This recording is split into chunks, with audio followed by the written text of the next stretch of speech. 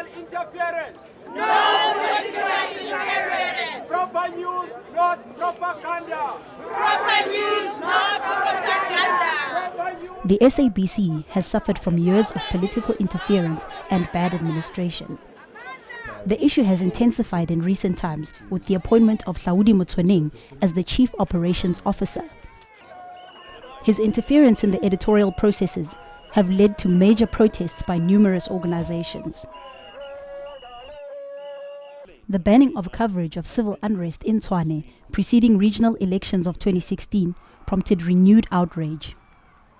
Residents are angry over the ANC's decision to announce Thoko Didiza as the mayor of Tshwane's preferred mayoral candidate to replace Jose Ntsora Makgopa. They say they want a mayoral candidate who is from the city. The mayor who will be ruling Atteridgeville now is not from Atteridgeville, and they cannot trust someone they don't know. Journalists working at the SABC who refused to comply with the banning order were suspended and subjected to a disciplinary process. We need to say there must be an end to censorship in the SABC. How else are we supposed to be able to make informed decisions about who and how we vote for in this local government elections when Tshwane is burning, the SABC is not covering that? We need this South African Broadcasting Corporation to give people that oxygen that they need for a democracy to function. The oxygen a democracy needs is access to information, it's access to the truth. Public broadcasters help us to expose corruption, they help us to teach people about their rights. If the SABC is compromised, it means the quality of our democracy is compromised.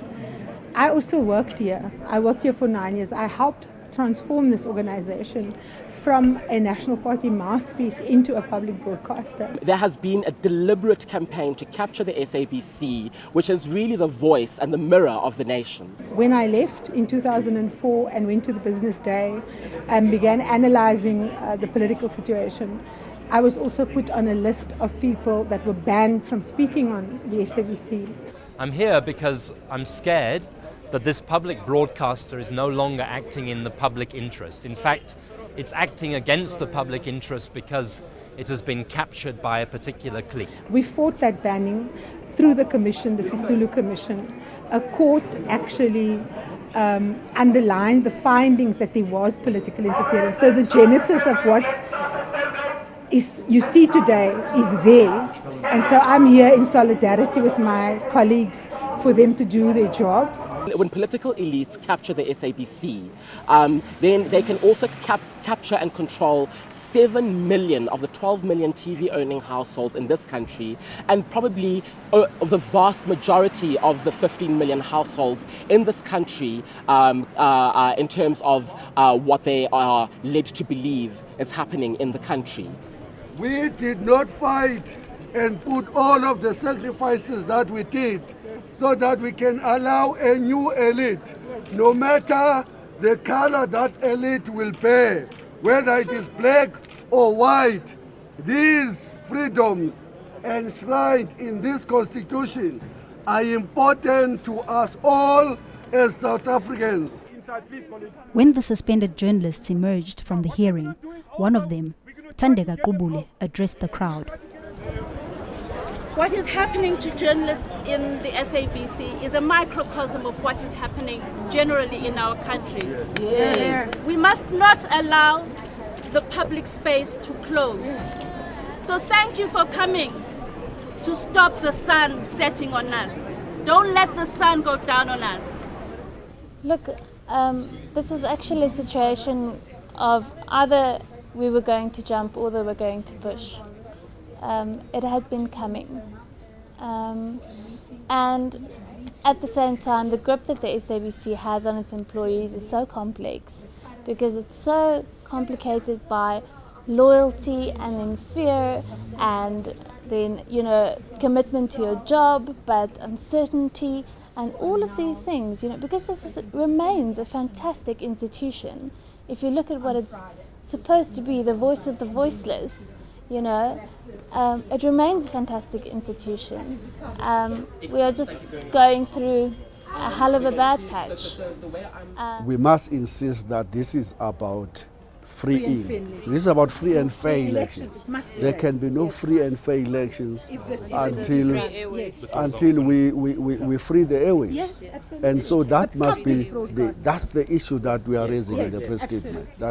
Well, obviously the rot at the SABC can be traced back a long way. People like Snooky Sikelala were very instrumental in politicizing the SABC, as was Jimmy Matthews, who's recently jumped ship. This all predates Hlaudi Motsoeneng. It's just that under his watch, politicization has reached new heights. He's been particularly heavy-handed, particularly brazen in his approach, in the way that he interferes in the editorial content of the SABC. When people talk about censorship, I don't know what is SABC censoring. Myself and Kaiser, we explained several times to say certain visuals, we are not going to show them. And actually, if you talk about censorship, because you know English better, I think, because you are clever people. If you talk about censorship, I think all newsroom, they censor stories every day. At the SABC, for example, when a ruling comes down from above saying you should not show certain kinds of pictures, such as pictures of people destroying property, that is censorship because it's a decision not based on editorial values. It's being imposed on editorial people for political reasons, to project a certain political image in, I think, a false sense of what is patriotic. But for the SABC equally to take the harshest draconian measures they could ever think of that are completely outside the scope of democratic dispensation was quite shocking to us. And we felt that that was actually a further demonstration of the inability of the SABC management to lead that institution. The Broadcasting Act of 1999 requires that the national public broadcaster transparently and purposively consults the public on its editorial policies and guidelines. This has not been done. Individuals have risen up in the SABC to become almost untouchables, to operate outside the policy space, to dismiss journalists, to intimidate them. If they can't control their views, they are dismissed willy-nilly without following the law.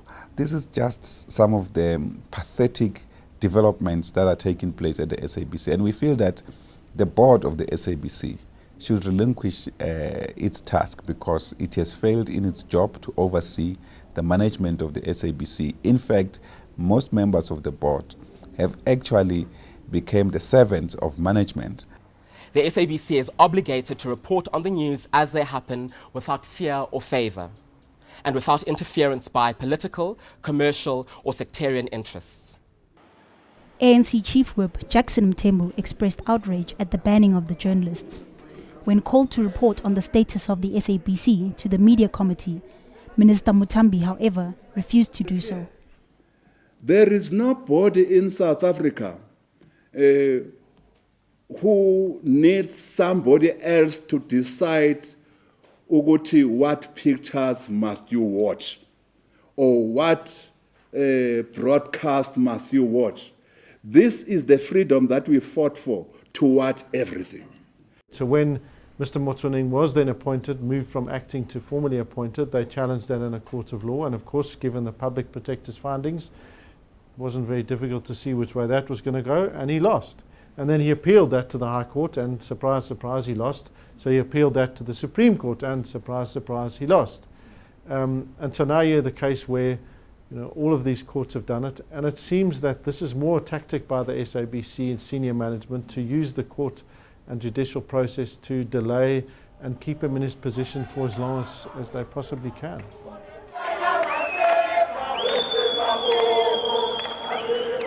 The outcome of the Battle of the Airwaves is of crucial importance to South Africa.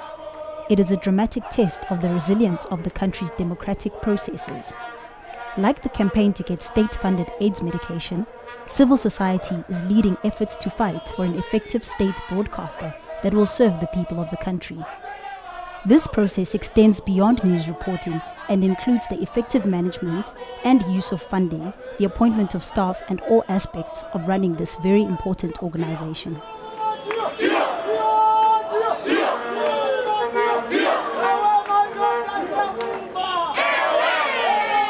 We cannot afford to have a public broadcaster that is compromised, that instills censorship, a public broadcaster that speaks on behalf of a faction of the ruling party.